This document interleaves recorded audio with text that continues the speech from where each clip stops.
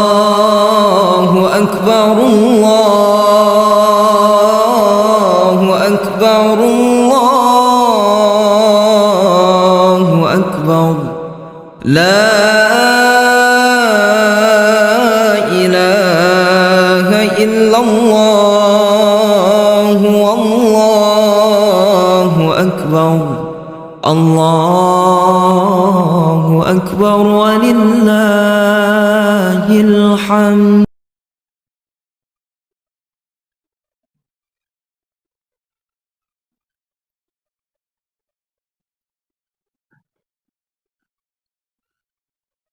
Assalamualaikum warahmatullahi wabarakatuh. Allahu Akbar, Allahu Akbar, Allahu Akbar, Allahu Akbar, Allahu Akbar, Allahu Akbar, Allahu Akbar, Allahu Akbar, Allahu Akbar kabira. Walhamdulillahi katsira wa subhanallahi bukratan wa asila.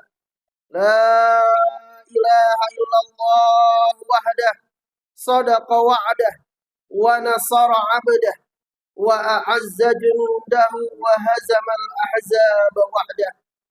La ilaha illallah wallahu akbar. Allahu Akbar walillahil hamd.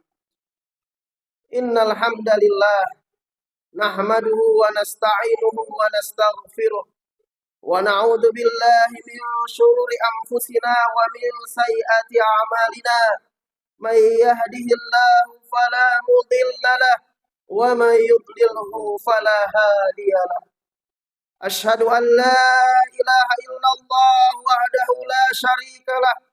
Iyyahu na'budu wa iyyahu nasta'in. Wa asyhadu anna Muhammadan 'abduhu wa rasuluh alladzi ballagha ar-risalah wa addal amanah wa nasahal ummah wa jahada fillahi haqqa jihadihi hatta atahul yaqin. Allahumma fasalli wa sallim ala hadan nabiyil karim wa ala alihi wa ashabihi wa man tabi'ahum bi ihsanin ila yaumiddin. Ya ayyuhalladzina amanu taqullaha haqqa tuqatih wa la tamutunna illa wa antum muslimun.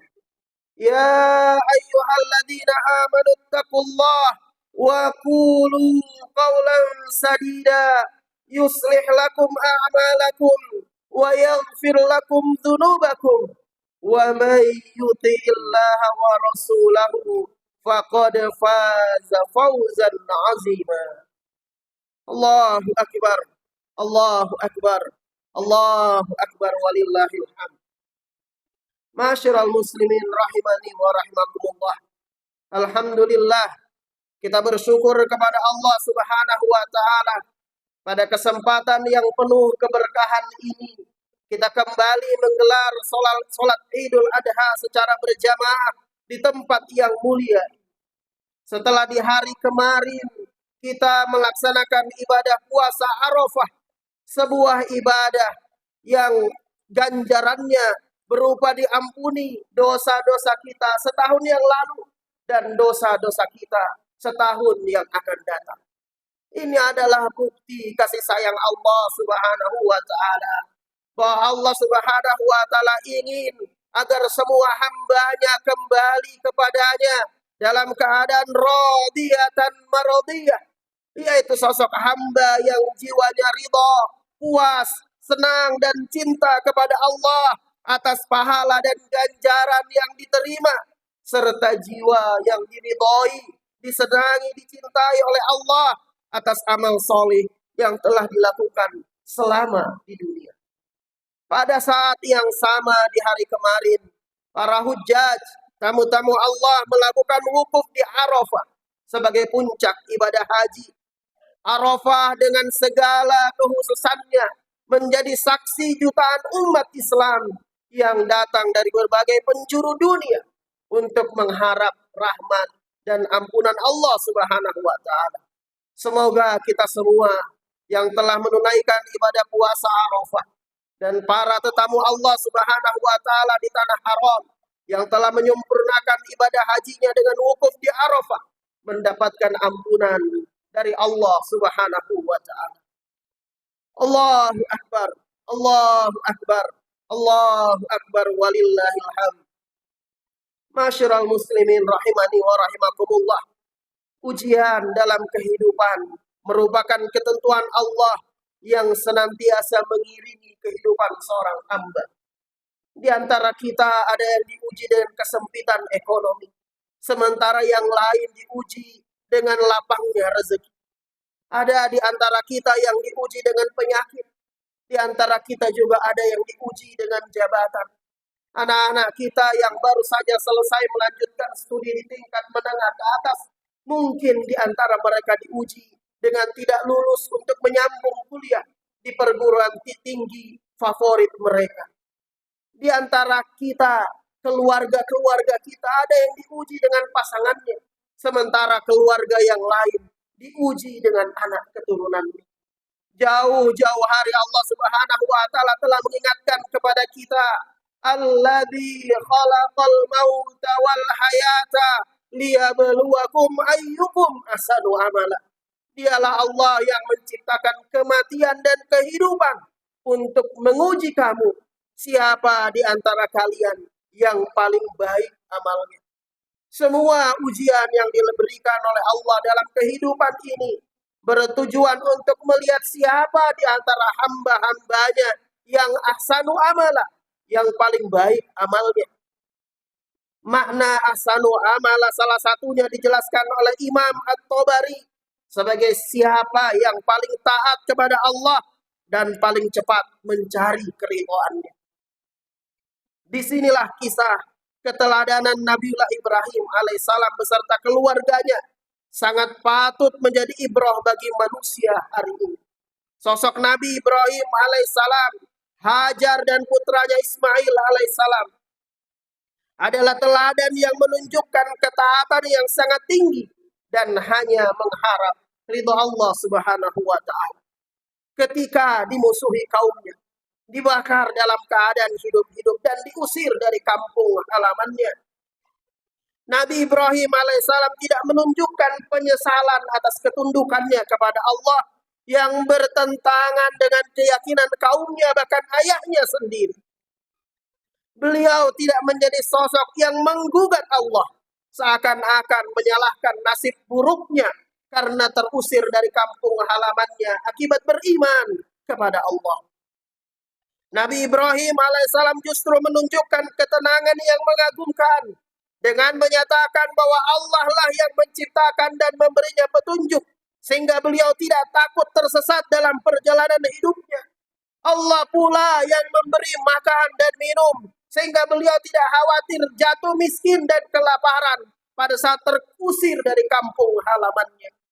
Alladzi khalaqani fahuwa yahdin, walladzi huwa yut'imuni wa yasqin, wa idza maridtu fahuwa yashfin, walladzi yumituni tsumma yuhyin. Yaitu Tuhan yang telah menciptakan aku, maka dialah yang memberi petunjuk kepadaku, dan Tuhanku yang memberi makan dan minum kepadaku. Apabila aku sakit, dialah yang menyembuhkan aku dan yang akan mematikan aku, kemudian menghidupkan aku kembali. Nabi Ibrahim alaihissalam bahkan sangat yakin bahwa ketergantungannya kepada Allah bukan hanya untuk mendapatkan jaminan kehidupan di dunia, tetapi juga untuk mendapatkan ampunan, keselamatan di akhirat kelak. Walladzi atma'u ay yaghfira li khati'ati yaumaddin, dan yang sangat kuharapkan akan mengampuni kesalahanku pada hari pembalasan. Apa rahasia yang dimiliki Nabi Ibrahim alaihissalam sehingga memiliki keyakinan yang sangat kuat untuk senantiasa taat dan hanya mencari ridha Allah Subhanahu wa taala? Tentu jawabannya adalah iman. Iman merupakan fondasi yang sangat kokoh sehingga melahirkan pribadi yang taat dan hanya mengharap ridho Allah Subhanahu wa taala. Allahu akbar. Allahu akbar. Allahu akbar walillahil hamd. Masyiral muslimin rahimani wa rahimakumullah. Keteladanan yang serupa juga diperagakan oleh Hajar, istri Nabi Ibrahim alaihissalam, ketika ditinggalkan di tanah tandus yang tidak berpenghuni. Dikisahkan oleh Ibnu Abbas radhiyallahu an, Hajar bertanya kepada Nabi Ibrahim alaihissalam sesaat sebelum beliau pergi meninggalkannya. Wahai suamiku, wahai Nabi Allah, kemana engkau hendak pergi meninggalkan kami di lembah yang tidak berpenghuni dan tidak ada sesuatu pun di sini? Hajar mengulangi pertanyaannya ini sekian kali, tetapi Nabi Ibrahim alaihissalam tidak menjawabnya. Lalu Hajar bertanya, apakah Allah yang memerintahkan hal ini kepadamu? Nabi Ibrahim alaihissalam menjawab, benar. Hajar lalu berkata, kalau begitu Allah tidak akan menyia-nyiakan kamu. Sebuah kalimat yang begitu indah keluar dari lisan salah satu sosok teladan perempuan sepanjang zaman, bahwa apabila keberadaannya bersama bayi yang masih kecil di tanah tandus yang tidak berpenghuni itu atas perintah Allah, maka Hajar menerimanya dengan penuh kerelaan. Dapat dibayangkan kesulitan yang dihadapi Hajar saat itu.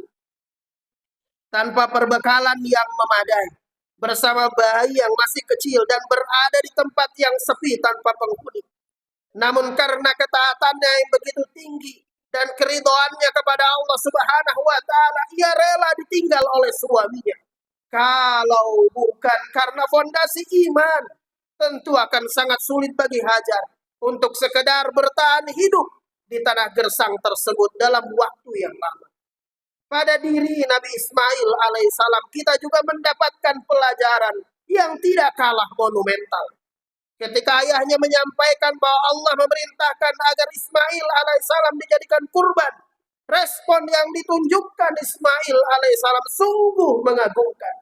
Falamma balagha ma'ahu sa'ya qala ya bunayya inni ara fil manami anni adbahuka fanzur madza tara.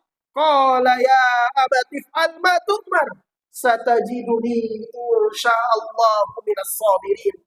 Ketika anak itu sampai pada usia sanggup berusaha bersama ayahnya, maka Nabi Ibrahim alaihissalam berkata, wahai anakku, sesungguhnya aku bermimpi bahwa aku menyembelihmu, maka pikirkanlah bagaimana pendapatmu. Lalu dia, Nabi Ismail alaihissalam menjawab, wahai ayahku, lakukanlah apa yang diperintahkan kepadamu. Insya Allah engkau akan mendapatiku termasuk orang-orang yang sabar. Nabi Ismail alaihissalam tidak menunjukkan pemberontakan kepada ayahnya.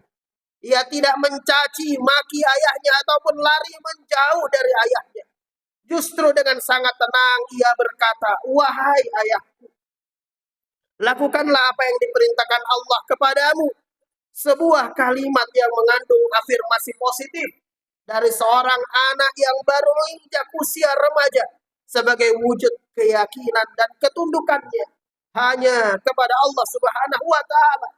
Bahkan ia berhasil menenangkan ayahnya dengan mengatakan, insya Allah engkau akan mendapatiku termasuk orang-orang yang sabar. Allahu akbar, Allahu akbar, Allahu akbar walillahil hamd. Masyiral muslimin rahimani wa rahimakumullah. Peristiwa demi peristiwa di atas yang merupakan ujian bagi keluarga teladan Nabi Ibrahim alaihissalam mengandung pelajaran yang sangat besar bagi kita semua. Pribadi-pribadi yang ahsanu amala, taat dan hanya mengharap ridho Allah adalah sosok-sosok yang memiliki fondasi iman yang kuat. Tanpa iman yang kokoh, nyaris mustahil bagi Nabi Ibrahim alaihissalam bertahan menghadapi dahsyatnya perlawanan kaumnya. Tanpa iman yang kuat, Sungguh amat berat bagi Hajar untuk bertahan hidup bersama bayinya di lembah yang tandus dan sepi tanpa jaminan sumber makanan. Tanpa fondasi iman, hampir mustahil pula menemukan sosok remaja seperti Ismail alaihissalam yang ikhlas dan sabar menyiapkan dirinya untuk dikorbankan oleh ayahnya sendiri. Pendidikan iman inilah yang menjadi instrumen utama untuk ditransformasikan ke dalam diri kita, para ayah, kepada pasangan kita dan keturunan kita.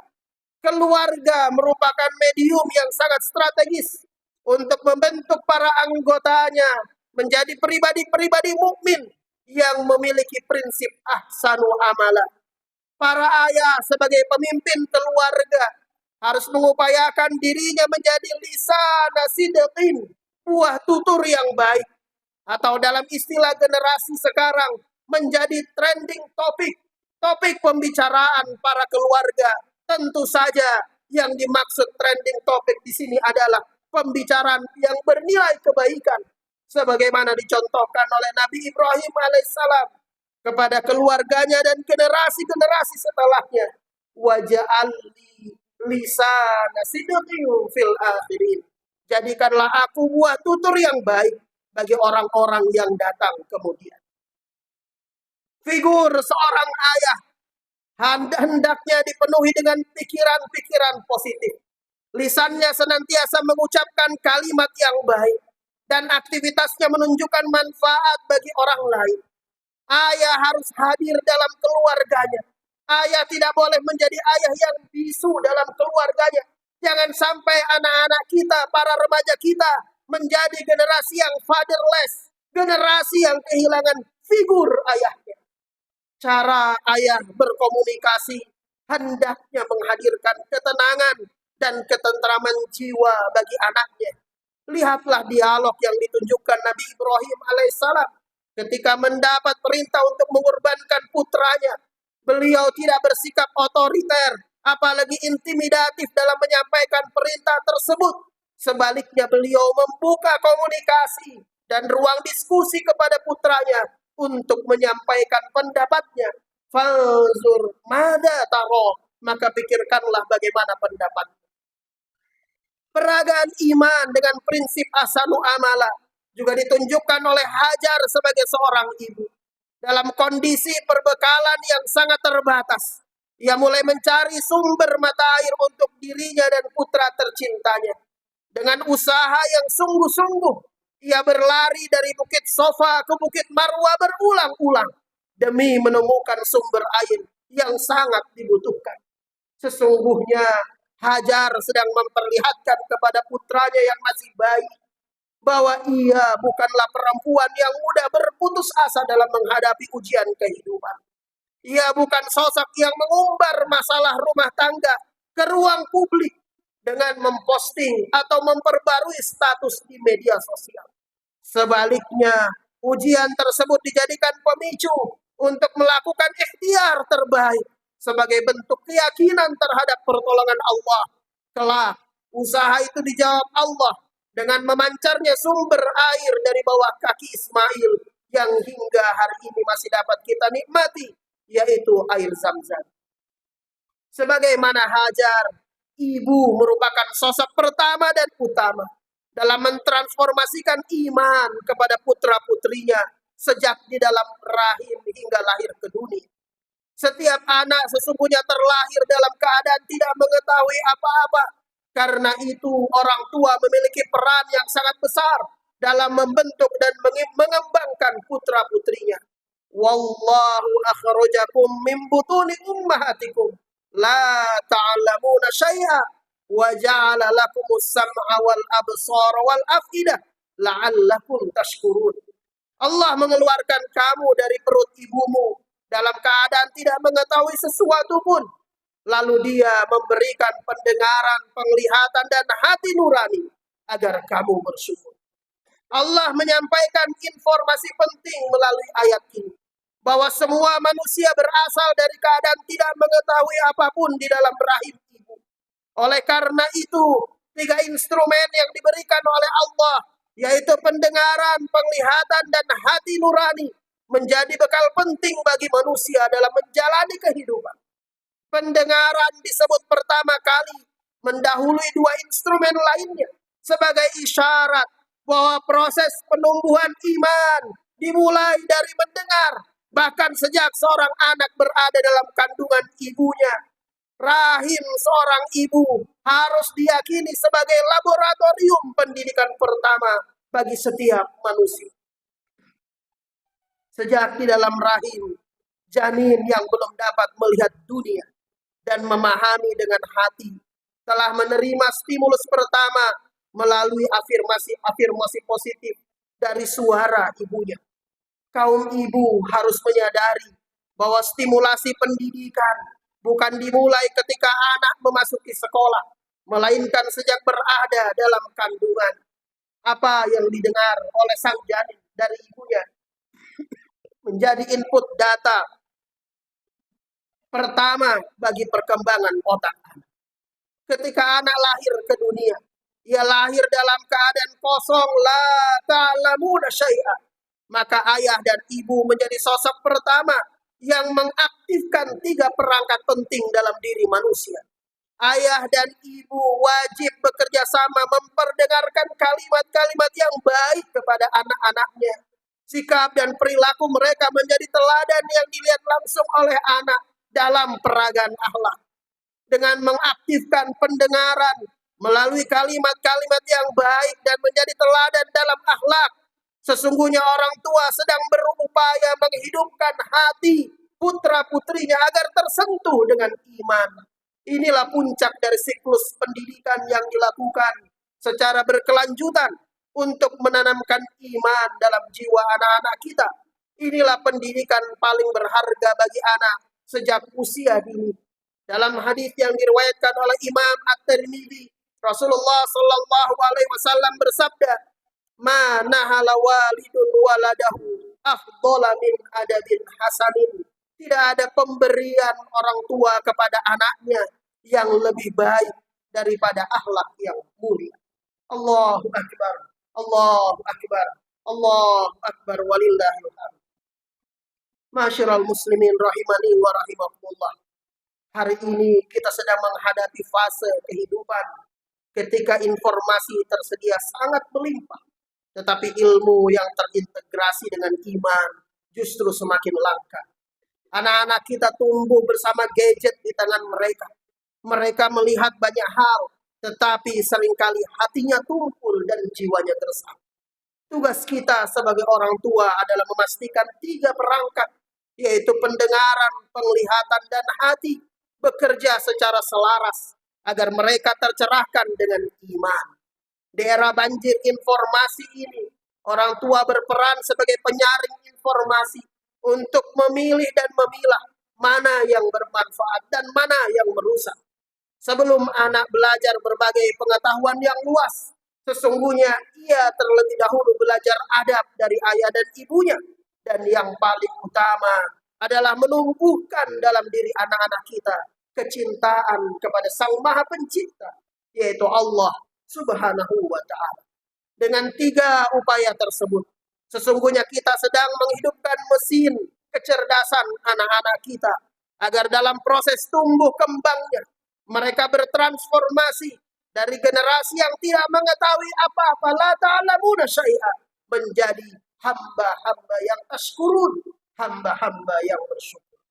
Apabila para ayah dan ibu terlibat dalam mengaktifkan 3 perangkat ini, pendengaran, penglihatan, dan hati, dengan fondasi keimanan yang kuat, maka kita akan melahirkan generasi ahsanu amala, yaitu generasi yang siap berbuat dan berkorban demi kemaslahatan umat. Dari rumah-rumah kita akan lahir generasi yang memberikan kontribusi terbaik bagi pembangunan negeri ini. Akan lahir para profesional yang bekerja dan berkarya, bukan semata-mata untuk mencari materi, popularitas, pujian, atau imbalan, melainkan untuk menghasilkan karya terbaik karena hanya mengharap ridho Allah Subhanahu wa Ta'ala. Akan lahir para penegak hukum yang teguh menegakkan keadilan dengan prinsip membela kebenaran. Akan lahir para pelaku usaha yang mampu mewujudkan sistem perekonomian yang berkeadilan dan menyejahterakan seluruh lapisan masyarakat.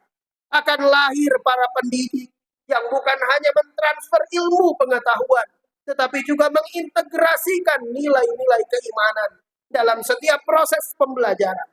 Akan lahir pula para pemimpin-pemimpin bangsa yang bekerja bukan untuk kepentingan pribadi atau kelompok tertentu, melainkan untuk kepentingan masyarakat luas karena ketaatan dan hanya mengharap ridha Allah Subhanahu wa taala. Mereka itulah generasi ahsanul amala, generasi yang bekerja dengan kemampuan terbaik, berintegritas tinggi, serta hanya mengharap ridha Allah Subhanahu wa taala. Mereka lah yang akan mewujudkan tatanan masyarakat yang adil, maju dan sejahtera sebagaimana diharapkan oleh seluruh elemen bangsa ini. Barakallahu li wa lakum fil Qur'anil azim. Wa nafa'ani wa iyyakum bima fihi minal ayati wa dzikril hakim. Aqulu qawli hadza wa astaghfirullah li wa lakum innahu huwal ghafurur rahim.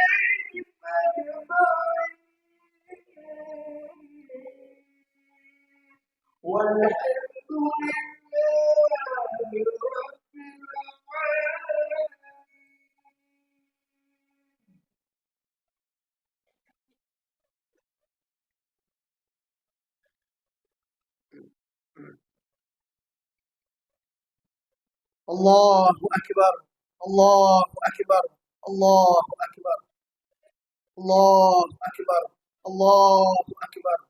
Allahu Akbar walillahil hamd. Allahu Akbar ma dzakarahu dzakirun. Allahu Akbar ma hamidahul hamidun. Allahu Akbar ma tatallaba al-lail wan nahar. Allahu Akbar fi kulli halin wa fi sa'il az-zuruf wal ahwal. Allahu Akbar ma aqbala at-taibuna ila rabbihim mustaghfirin.